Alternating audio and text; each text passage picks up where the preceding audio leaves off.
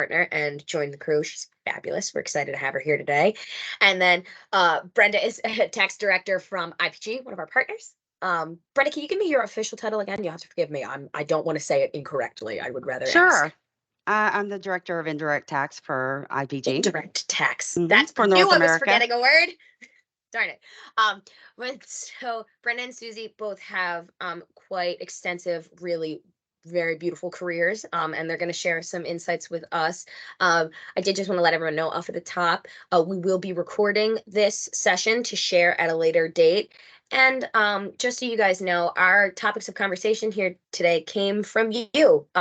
We utilized all the wonderful feedback you gave us from our March session and rolled it into this. So I'm really hopeful that this will give you guys some insight, give you some chance to ask questions. As we go through, please feel free to utilize the chat function to ask your questions. We'll filter them in through to our facilitators here. And then just so you know, we will be having some polling throughout. So we'll give you a heads up before any polls come through, but it's pretty interactive. If anyone's ever been in Teams, they'll appear on your screen.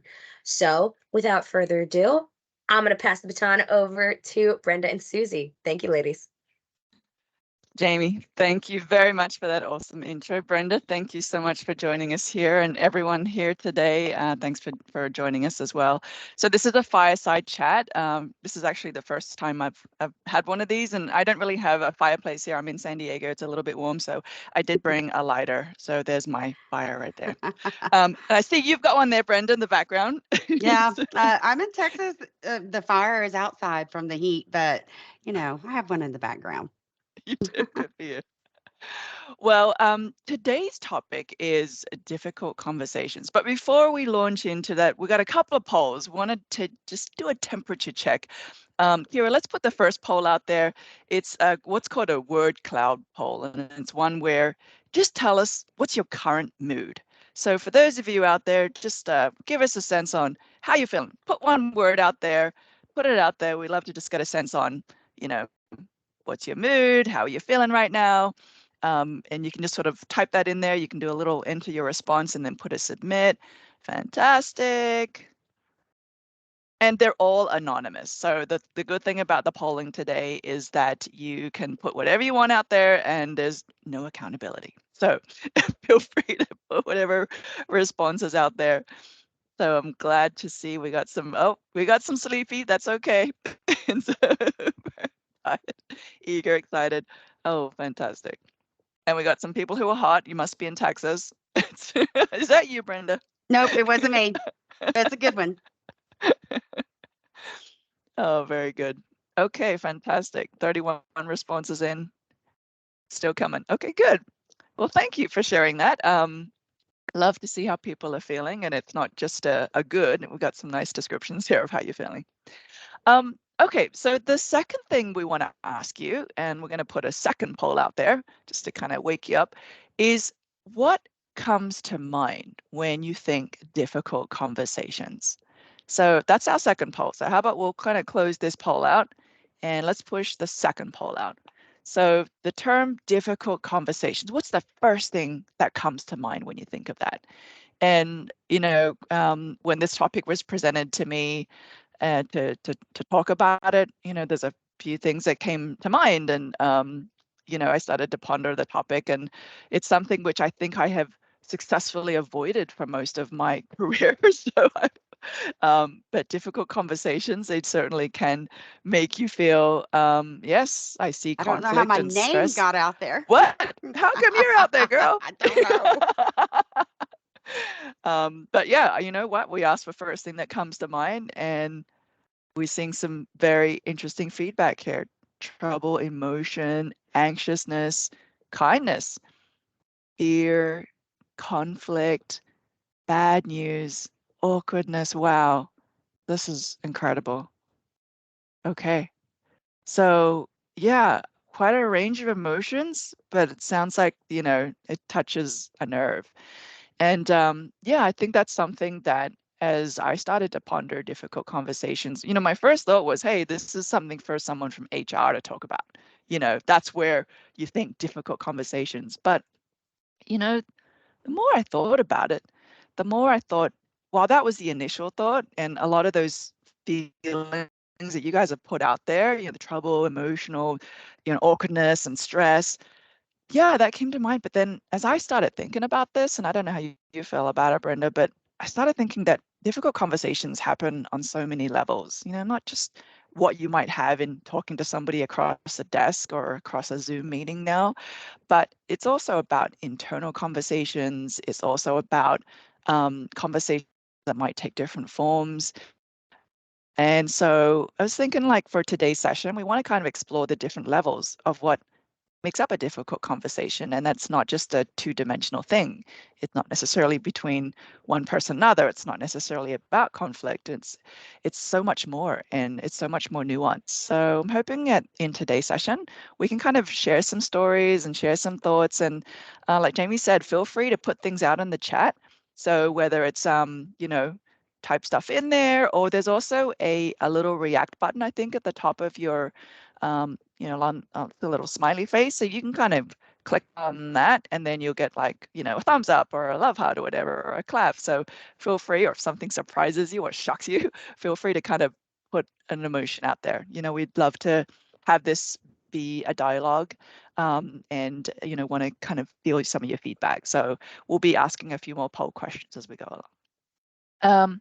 But Brenda, so one thing I want to maybe just ask you is, and the reason why you came to mind when this topic came up, not because of, just difficult conversations, but when I first met you and started working with you, you brought along a team and you guys just had this amazing cohesiveness. And I thought, wow, she is really cool. She knows how to run a team where, you had younger folks on your team as well. You guys were learning a very difficult piece of software, and it was complex, and we had a lot of meetings. And I was just struck by how your team just, like, was just impressive. And I could tell you, as the leader of that team, you just had this amazing rapport. And so you came to mind because I thought, if there was anybody out there that I saw to be influential in that way and somebody that inspiring, you came to mind. So thank you for joining us. But maybe tell us a little bit more about your background and where you started and what you've done and how you got to where you are now. Sure. And thank you very much for the compliment. That really means a lot. It's something I work on every day for my whole career. I've been doing this. I was trying to think earlier. Is it 30 years? That seems like a lot, but a long time. And I started out my career not in the tax field at all. I became a broker. I was licensed, and that was what I was doing. Then the market crashed, and I had to reinvent myself. And so I decided to use my accounting degree, and I went to work for the state of Texas as an auditor. And that's where it all began for me in the tax world, and just progressed from there to industry, worked in retail. I've worked for a company for big data, and now I'm in the advertising business, which I love. I love. It's very complicated, but I love the challenge. So just reinventing myself each step of the way, and taking what I learned and using it to make myself better, make the team better, hopefully help them coach them along in their own career. So that's kind of my path to where I am today. Wow, fantastic. So you've been in tax technology for a lot of that, right? And you've got Yes. a team. Tell us how you kind of built your team, how when it came to, um, whether it's hiring or building or promoting your team, what are some of the things that, you did in principle to make that happen? I really think it takes a lot of different personalities, people with a lot of different skill sets. There's just no one person that fills all the boxes, right? And so, just whenever I come into a new team, like what I've done here recently, I've only been here 3 years. I just evaluate everyone, really get to know them, try to understand, what they like to do, what their skill sets are, and do all of these individuals fill the needs for what we need for both technology to data entry even.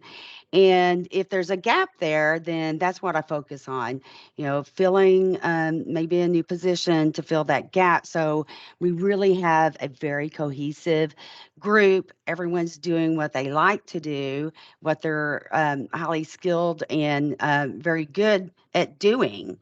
And, if there's someone that just doesn't mesh or contributes to that um, group and what I think the direction should be for the group, you really have to evaluate what to do in that situation. Mhm. So, back to the hard conversations, that's happened to me throughout my career. It's going to happen to everyone. It just does. And, my initial thought was, okay, this is HR's thing, but it's really not. You have to Mm. contribute because you're starting that process, right? And one of the things I really, really like to do, I really try to do is coach my guys, you know, out of their position that they are into the next level to further their own career. I feel like that's my job. And so I'm very active in doing that. And I hate losing people. I don't want to lose people. I hope there's, room for their next growth position within my group. But if it's not, it's not. Because it is about them. But if it's someone that doesn't fit, what I like to try to do is there another position within the company that really Mhm. meets and equals what their type of skill sets are, Mm. and try to champion a move for them so that Mm. they can stay. But if they can't, then really give some advice if someone has to leave on what I think honest feedback. You're really good at XYZ. I think you should focus that on your next career move. It doesn't fit for what we're doing in the direction we're going. Mhm. And just really try to make it about them and how it is an opportunity for them to grow personally, which can't happen where they are today. Sure. It's interesting you say that because one of my first questions I wanted to ask you was around, sometimes the toughest question, toughest conversations is actually one that you have with yourself. And it Hmm. sounds like, you know, part of that might be some of the conversations you might have with yourself as you're about to invoke in a career change. So you're talking about that with some of your team members, but looking into yourself. And it sounds like over the years you've gone through various uh, different careers, had to kind of pick up and start again somewhere else. So tell me about some of those internal conversations you may have had and what it is that you kind of the process you went through and how you got to the other end to make a decision, especially like a big career move. Yeah. What are some of those things that you kind of cycle through in your head to get to the other end? Yeah. Especially as a woman, I think we all do this, but we have self-doubt, and I that's what I struggle with the most. I think is just really doubting myself when I know I'm doing all the right things. And so, Mm. when it comes to a career move, you just, again, I really evaluate. I try to be objective. I have my emotional moment, and then I have to like stop and move on and really be Mm-hmm. objective and self-evaluate on, what do I want to do in my next step in my career. Um, Mm. I need, me personally, I need challenge. I love a good challenge. I love building a team. And so understanding what I like to do, and I love technology. I really like to understand things. A lot of folks, if that's not your thing, that's great too. And hand it off to maybe IT or someone else. That's not my style. And so I try to build my team around that to be very self sufficient. I feel like the more we know, the more we can contribute and have a better process. But just quieting that self doubt, figuring out what it is I love, and moving towards a new position, either within the company or outside the company, that'll be satisfying. And is Mhm. that challenge I'm looking for? And is that growth opportunity that I like to do? Has the technology in our group? Um, all those all those things are really important to me, and I just love doing all of that. And so, understanding what it is that you like to do, and Mhm. looking at these, however it comes about, it can be a really rough thing that comes about. Maybe you got laid off, or maybe you just have reached your goals where you are, whatever that it is. Look at it as an opportunity. Always try to look at it as opportunity. I have not ever in my career made a move that wasn't the right thing to do. It's hard. You have to work hard when you start a new position, which I like. Um, and the hardest thing about anything is getting started. So getting started on making a move is really difficult. But once you do that, you gain some momentum, and it gets exciting. Just you have to get started in looking at it as an opportunity, and it always turns out to be the right thing if you really take time to understand yourself. I think that's so pivotal. I mean, really looking inside of your gut.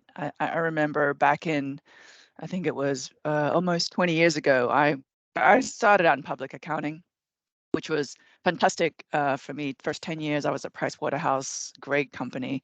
And I thought I was going to be on partner track. I was in the state and local tax group. I was doing technology. And, I was at the point in my career when I was like, okay, do I stay on this track and, work toward becoming a partner, or do I go do something else? And I remember going through this almost crisis, trying to think through it all and doing Hmm. exactly what you're talking about and having a look inside myself and say, okay, is this what I really want to do? Yeah. And at the end of the day, I love doing the technology work, but I didn't really love all the stuff that kind of came with being a big four accounting firm partner. There was a lot of stuff around that Yeah. wasn't for me. And I really had to like kind of break apart from that and just sort of say, okay. And I stepped out on my own. I started, for a year, I basically went out as an independent consultant and I was on my own and it was scary. Wow. But I look back and I realize it was um, a good a good move. I'm really happy that I did it, but I was frightened because you went from working for a big company that paid you a salary and you were safe and everything to going on your own. I didn't know where my next paycheck was going to come in, but I had to do it. I think that it was good. So that was due to a very long internal conversation. Yeah. You you just you just have to do that. You reminded me of one about one thing. And if you're unhappy, you have options. Yeah. I just can't imagine staying somewhere when you're really unhappy. Is it really going to change? You really need to evaluate that. And you have options. You're in control. You just have to, get started, which is the You're hardest right. thing. So yeah, you're in Yeah. control. Hell yeah. Fantastic. All right. So let's move on to another type of conversation. How about the non-verbal conversation? Mm, You think about relationship dynamics. You think about being in a room and there's stuff being said, but it's not being said. So yeah. what I mean, can you think of a case where you've been in that situation? I can think of one when I talked about when I went out on my own after public accounting. I was a single consultant, and I remember going up for a job with a very large, very big company, and they were interviewing me to help them implement their tax engine, and they kept asking me these questions, like they were sort of thinking they were trying to catch me out, like, "Hey, you're just one person, aren't you?" And I was, and eventually I had to say, "Look, guys, I'm just one person." I came clean with them. I didn't have a whole team behind me. I was one person, and I said, and this is what I'm going to do for you guys, and this is why, blah, blah, blah. And after I sort of came clean, because I could feel the undercurrent in the room, they were like, "Is she one person or 10 people? We can't tell." But when I finally came clean with it, it was like, whew, it was off. It was off the table. Everyone was good. But yeah, I think sometimes you can read something in a room, and it's like stuff just not being said. So I mean, how do you deal with that, Brenda? Throughout my career, I've been in, those types of situations, and I, I have learned. I mean, wasn't born with all the knowledge, and so over time, you really have to pay attention and learn how to manage those kind of situations. It doesn't happen overnight. Just practice. Practice when you go into a meeting and really pay attention to people and what their facial expressions and if people are picking Mhm. up their phones, which that irritates Mm. me, but or they're Oh. not listening anymore, or they're Googling what you're saying. So these days, I had that's one guy fall probably asleep it. on me. One of my Yeah. clients fell Oh, asleep no. on me. I'm like, dude, you're asleep. So, Yeah, I that was really rude. try to pay attention. And so what comes with that is that other side where people are, making these facial expressions where, you know, they don't either they don't understand or they're not all in with what you're saying, or they believe they're right and maybe you're not. And so I really try to read a room. You know these days I know people, and I know their personalities, and so I can pick up really quick on those kinds of things. And so when I see things like that, one of my favorite things to do is just direct a question straight to that person and really engage with them in Yeah. conversation, and see if are they going to reveal what they're thinking with this facial expression, Mhm. so you can just get it on the table and be done and move on. Mhm. Moving on from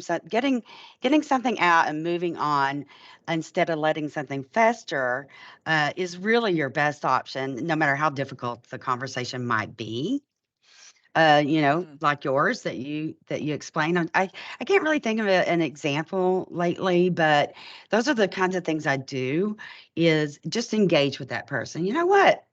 Uh, Either they're not engaged to begin with, or it looks like they have controversy going on in their head.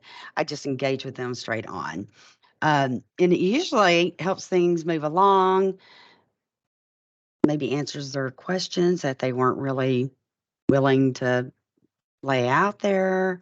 Um, just engaging and Yeah, makes sense. being patient and checking your emotions. Yeah.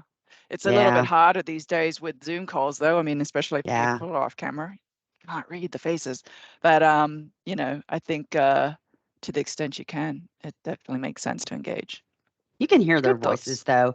I can always tell from people's voices, especially if you know people.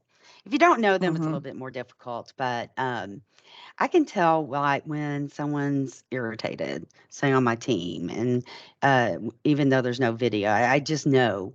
I just know their voices. But if you don't know them, it is a little more difficult. I agree. I like having video so that I can read the room, just for Yeah. those reasons. To be sure that everyone's engaged, number one, Mm-hmm. um, Mm-hmm. and that if there is question or doubt, you can just address it head on. Mm-hmm. Yeah, for sure. All right. So let's talk about the generational divide. But before we do, let's do another quick poll, guys. This is our poll number 3. Looks like Susie is frozen. Yeah, it looks like we lost Susie there for a second. But Kira, if you want to launch that Oh, you poll. guys? Oh, You're back. Oh, you're am I back? back. Wonderful. Am I back? Ah, okay. Whoop. Ah, oh my goodness. Okay, so I don't know if you missed what I was saying, but it's rude to ask people their ages, but we're gonna put a poll out there that'll help us gauge your age. All right, Kira. So let's put poll number 3 out there. So this is a check all that applies poll. And again, this is anonymous. So check all the things in this list, and you actually have to use the scroll bar that you personally have used. So if you've used any of these in your daily life, check the box. Okay, if you haven't, or if you don't even know what it is, leave it unchecked. And so this is going to give us a sense on how old everybody is. All That's an right, we're getting awesome list. responses in. Oh my gosh, Lotus 123. Okay, so Uh, you know what? I love asking young people, do you know what a fax machine is? nope. They look at you like, do you know what a rotary telephone is? You know, and they've like seen it in maybe 80s like movies when they're feeling retro. Oh my gosh, I'm feeling old here. I 6% don't have even think used they're a pager. payphones anymore, What? are there? Come on. You know, I saw one somewhere and I was like, look, payphone. But yeah, I think that's dying. Oh my gosh. Okay, we got 8% have used a street directory. Man, I tell you, do you remember the days when you used to have to get out the book to map out where you were going to go from A to B? And you usually had to like get the index and then figure out and go through multiple pages. Wow. Okay, we got a pretty young crew here, Brenda. What do you think? Yeah, we do. Let's see. Hang on a second. Wait, only 12% have used a smartphone. Hang on, that should be all of Wait. us by now, right? Yeah, it should. Someone Yeah. didn't scroll down. Yeah. Oh, yeah. You have to make sure you scroll down and you can check as many as you want. Okay, good. That's I think you can once you've done it. I'm not sure if you can go back in if you've boo-booed. But it is totally oh, hang on a second. We got the other polls just pushed out there. I think that poll just closed, right? Yep, I think so. I think so, but I just lost it. I couldn't see exactly where there was. Oh, here we go. Okay, so yeah, it's like we got a pretty light number that have used microfiche machines. Wow, I remember those things. You know, sales tax audits, going through the Yep. microfiche machine to look up the invoices. Yeah, I remember doing that. So okay, so I think we got a fairly young crew here. That's what I'm gauging from this. They What do. do you think, We Brenda? Yeah. do.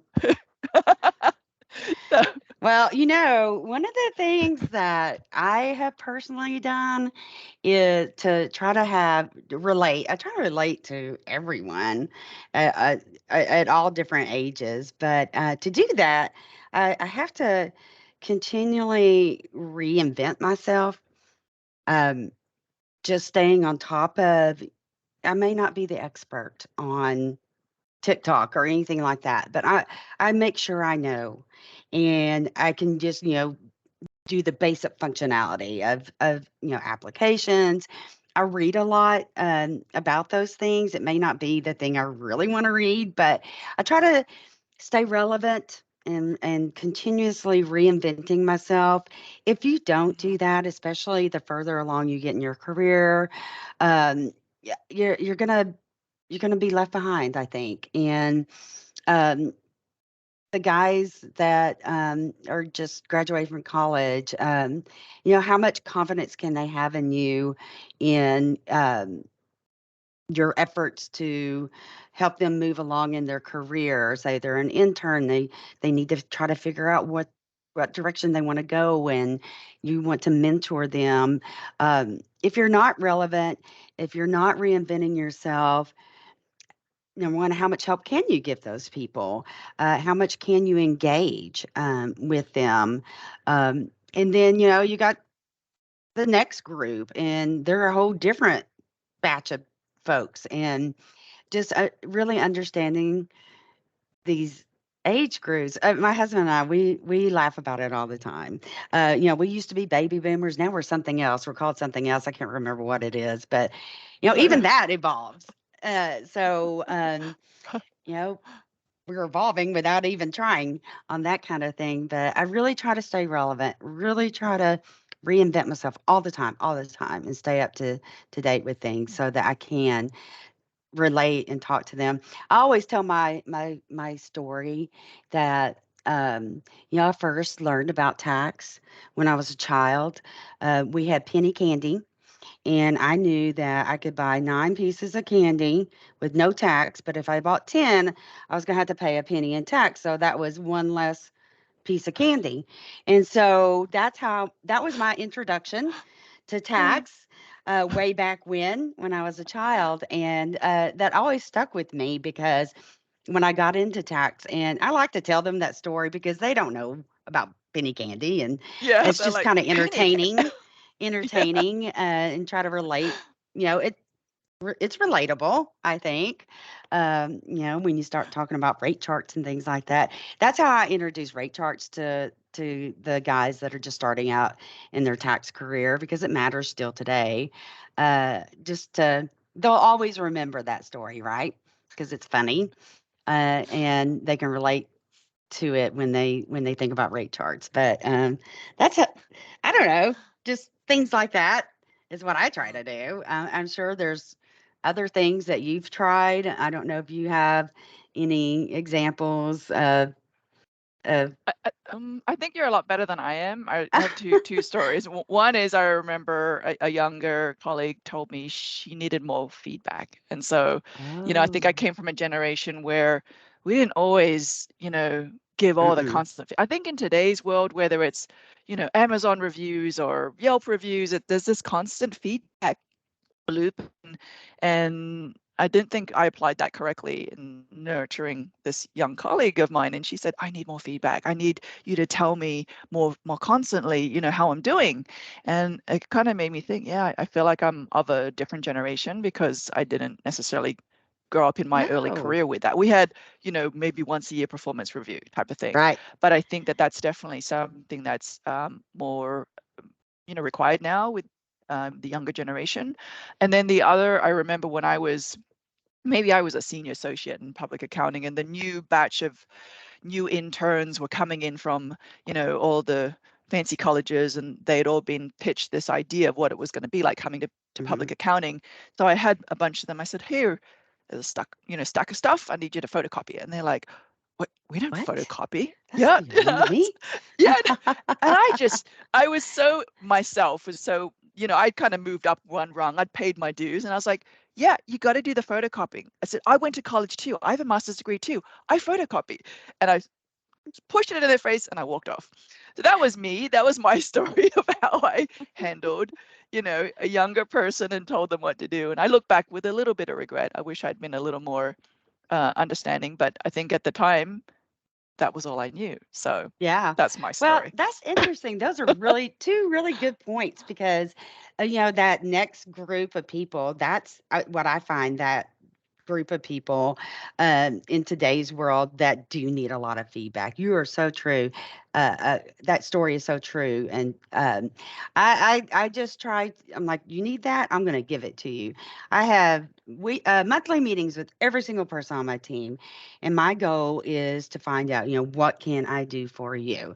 And, they're hesitant at first. Now they don't hold back. And that's great.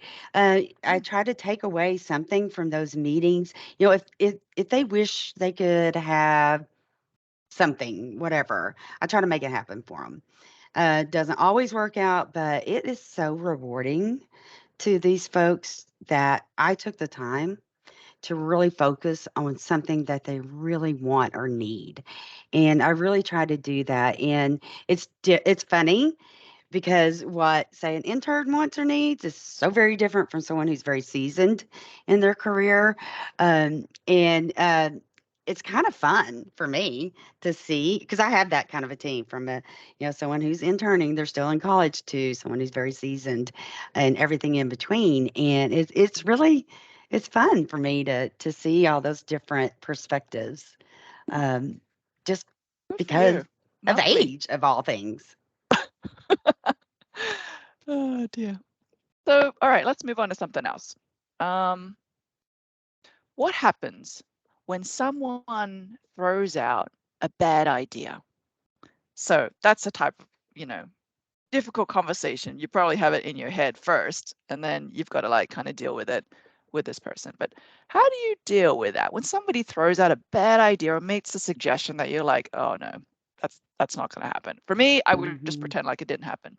What would you do in terms of dealing with somebody throws out a bad idea? Yeah, that happens. And, I am bad about facial expressions. So I have to really check myself on that, really check myself that I'm being, objective, Hmm. facial expressions. Um, but I don't like to downplay any idea because I don't want people to not bring their ideas to the table, good or bad. I Mm-hmm. don't. And so my personal approach is to say, well, put it back on them. Have you considered the impact of what you're proposing to, this team or this process, and really get them to start thinking through it all, uh, Mm, and let them say, you know what, that's probably not going to work. I'm like, yeah, it's probably not. Uh, I think that helps them grow. It helps them think beyond their everyday, and think from a total company perspective, because everything we do in tax impacts the whole company one way or another. And a lot of mhm, tax people are very siloed, but you can't be like that, especially in today's world.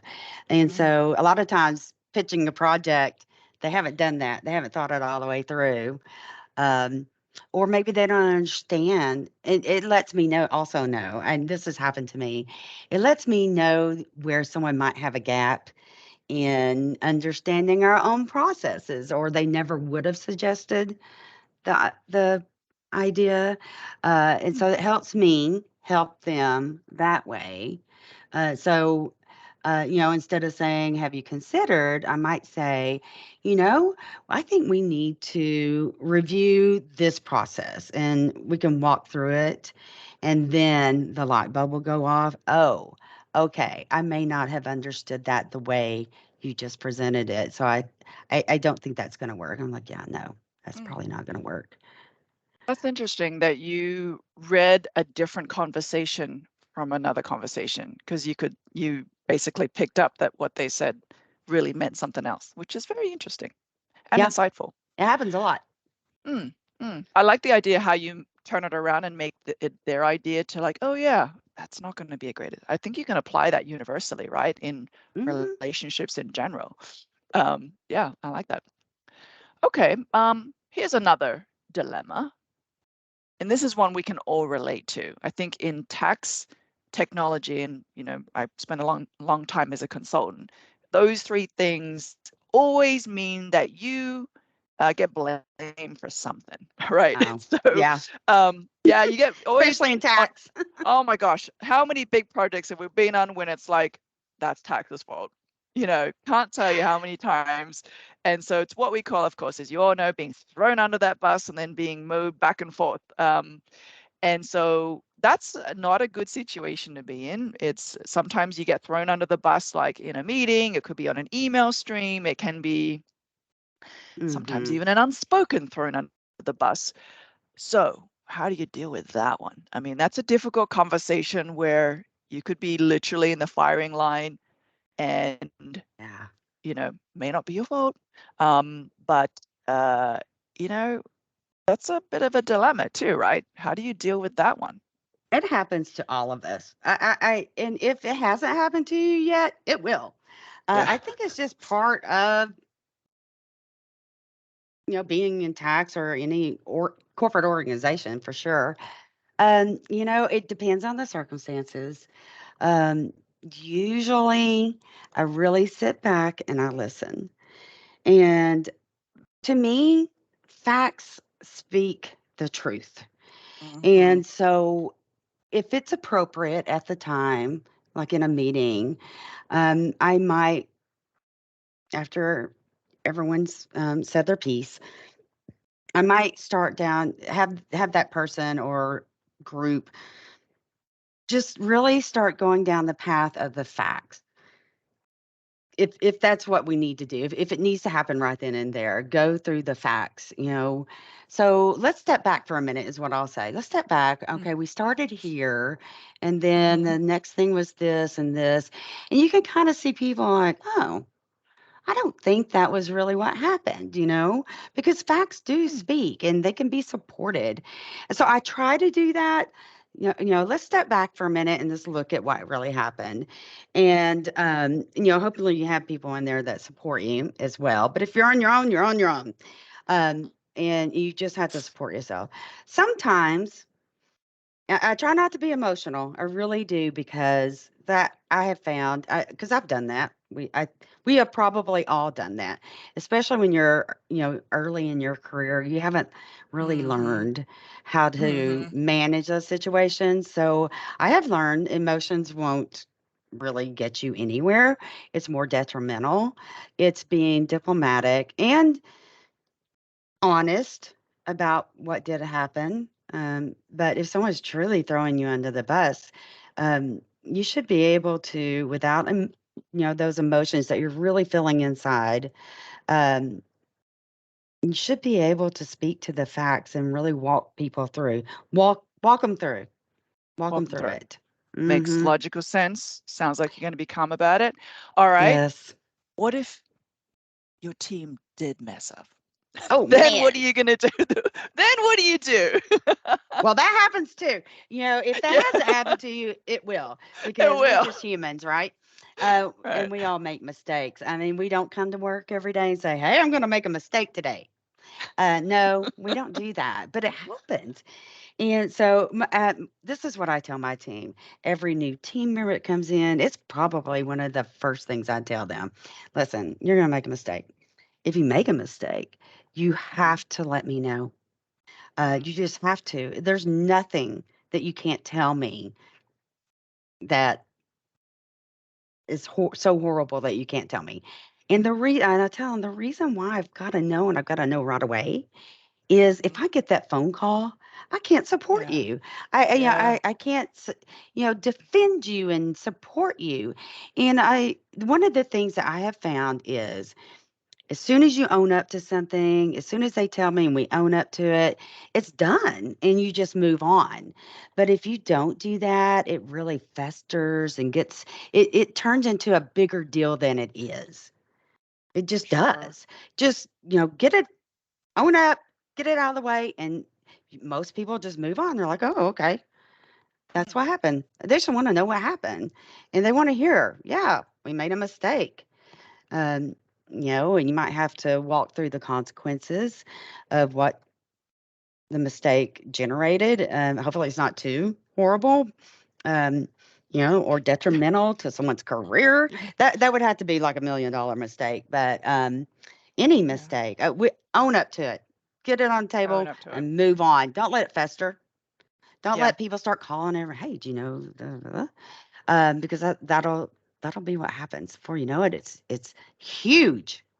That'll make it worse. And then, like you said, you can't defend them. So Right. I good always thinking. tell my boss, hey, listen, this happened. I want you to know you'll probably get a call. I want you to have the Yeah. facts. And he's like, Yeah. thank you. Thank you. Tr- And then it's True over. that. Yeah. Like you said, we all make mistakes. Well, why Yeah. don't we put this out to the audience? We got poll Ah, number 4. This is a multiple choice. You can only choose one this time. Again, it's totally anonymous, so nobody knows what you've put in here. But we're going to put to you guys a situation, just like we've been talking about. You're in a team meeting and you've been blamed for a significant mistake that your colleague made. Okay, so it wasn't even you. So what are you going to do? Are you, one, going to let it go? Because you don't want to point fingers. 2, speak up and in the meeting politely state mistake wasn't yours.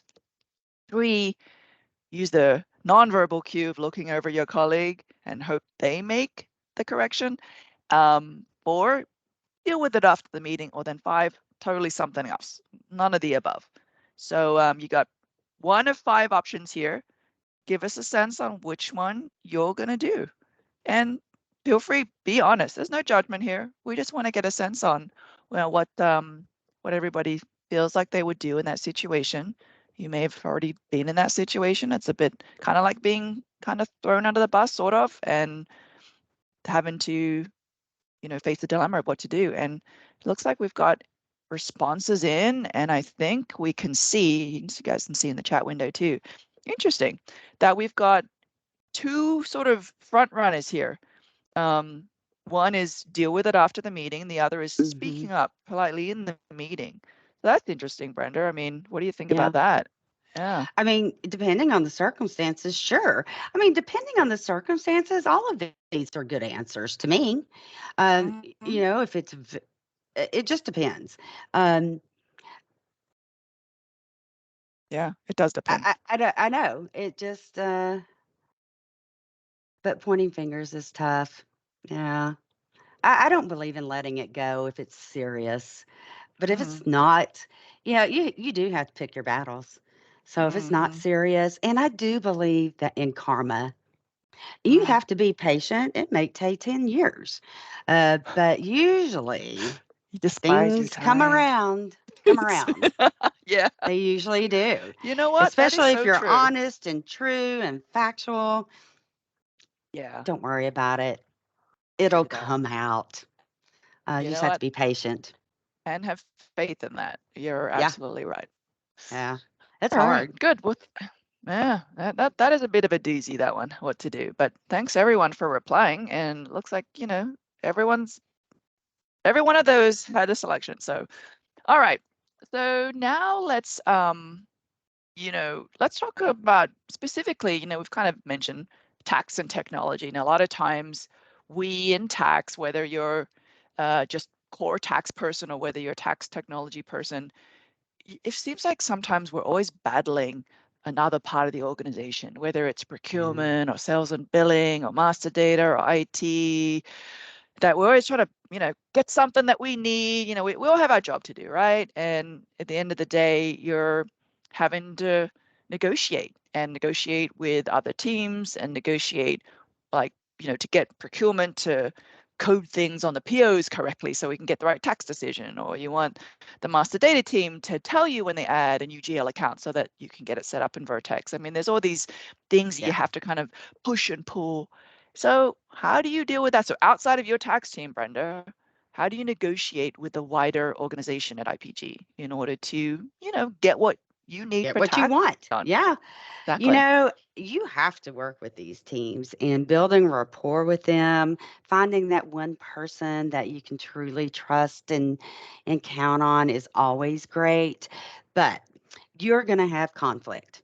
And I Mm-hmm. have found that if you know you know what you want. So how do you get it? I try to have a plan A, a plan B, and a plan C. And I start with A and work through that. I'm like, oh, that's not working. I go to plan B.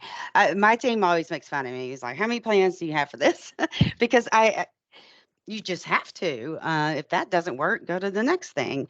But one of the things I really try to do with my counterparts in the other departments is make it meaningful to them. Is there something I need that will also benefit them and really show Mm-hmm. them how this doesn't just benefit tax, it benefits your department as well because XYZ. You're going to get rid of this manual effort. We're getting rid of manual effort, and so are you if we make this one small change in your process. And so I make it relevant. I try to show uh, good impact savings or time management impacts for them as well. It's not just a tax thing. It's a company thing. It's a finance thing.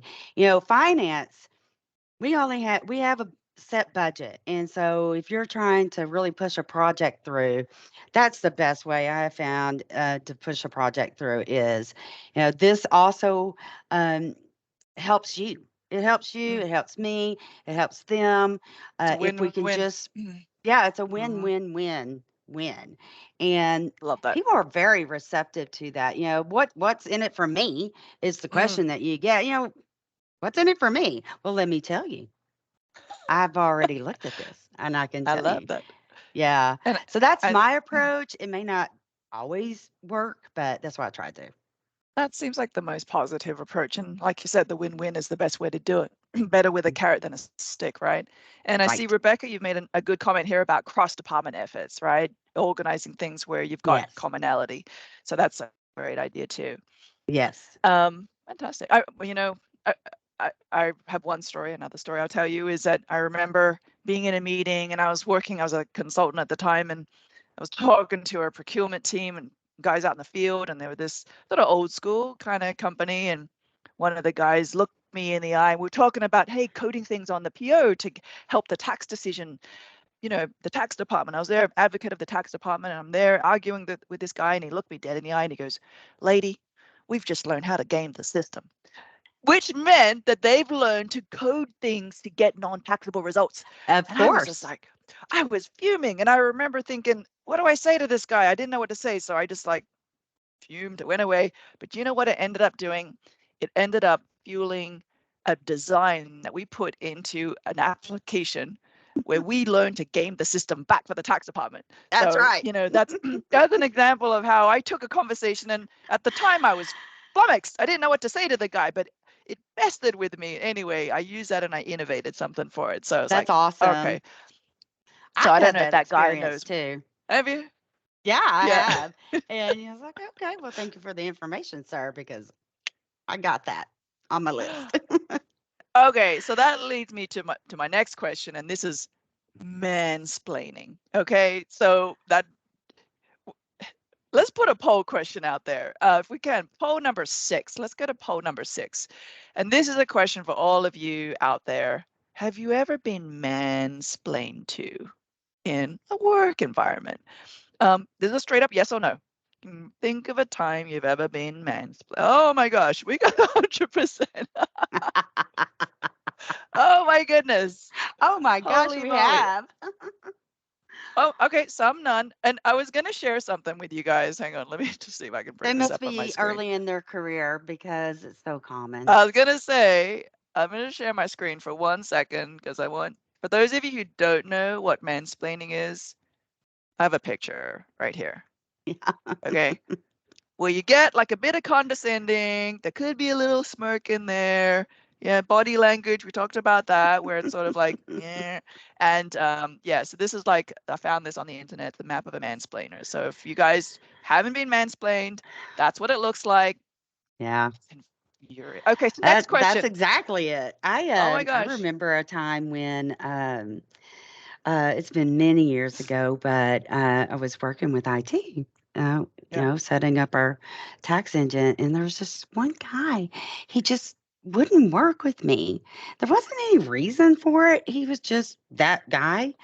And Mm-hmm. so I remember I was working late and I saw he was there. So I thought, maybe if we just have a face to face conversation, that'll help things. So Yeah. I marched down there and I was like, okay, stay calm.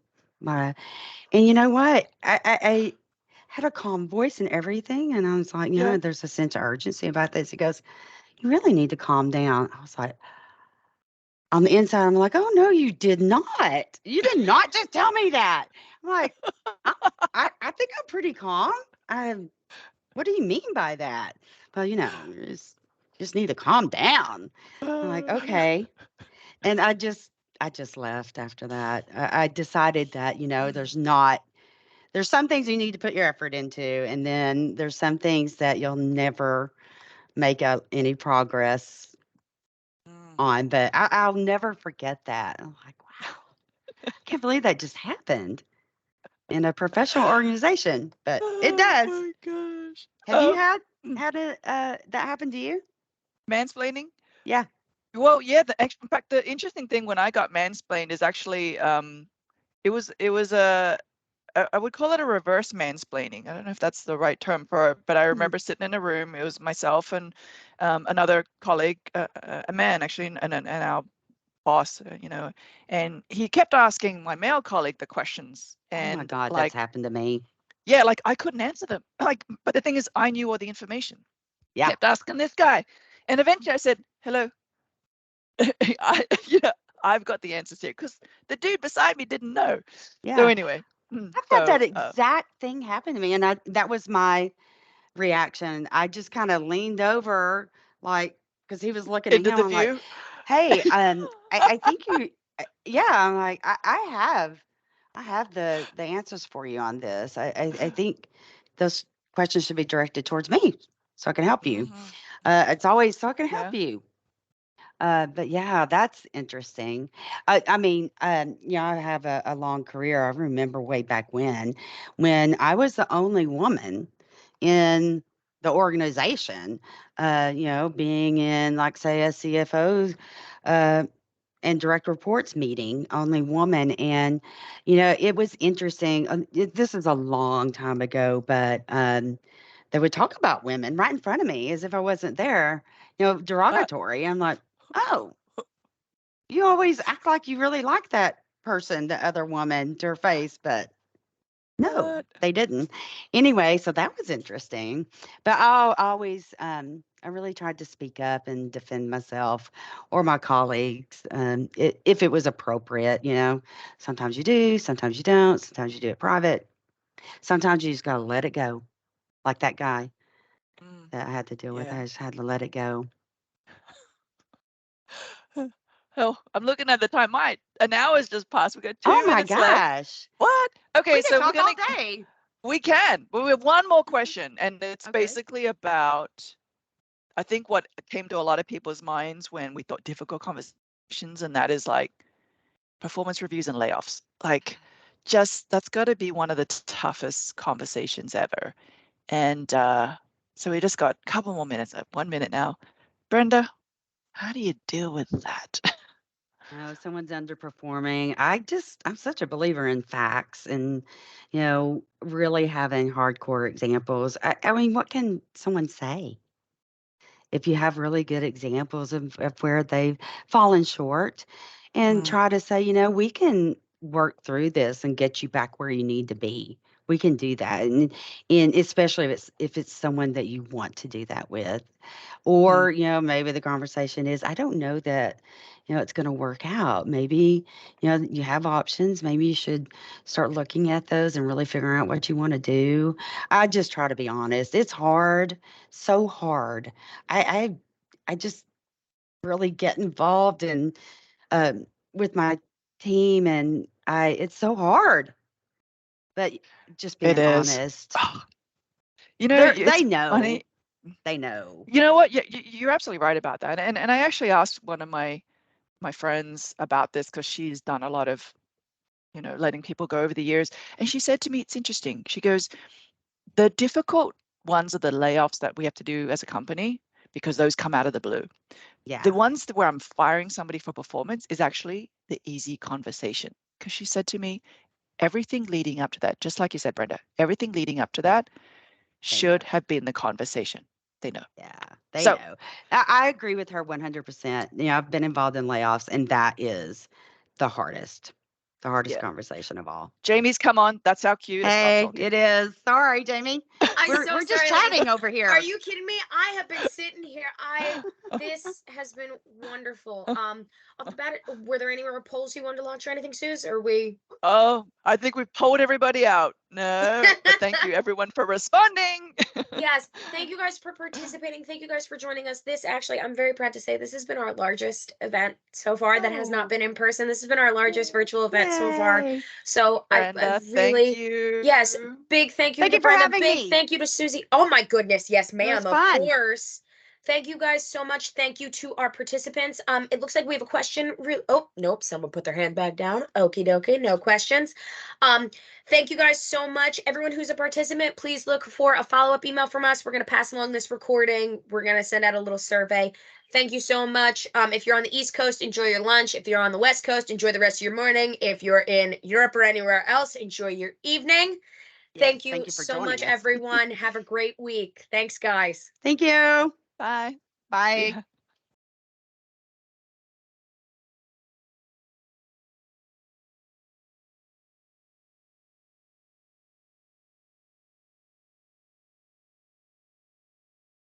Oh, that's sweet. I'm just looking at the chat. That's great. Yeah, that's great. And we're still recording.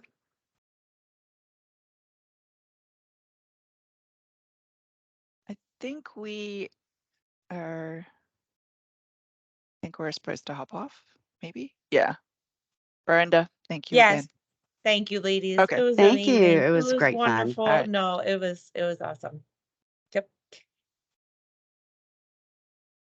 Bye, guys. See you guys later.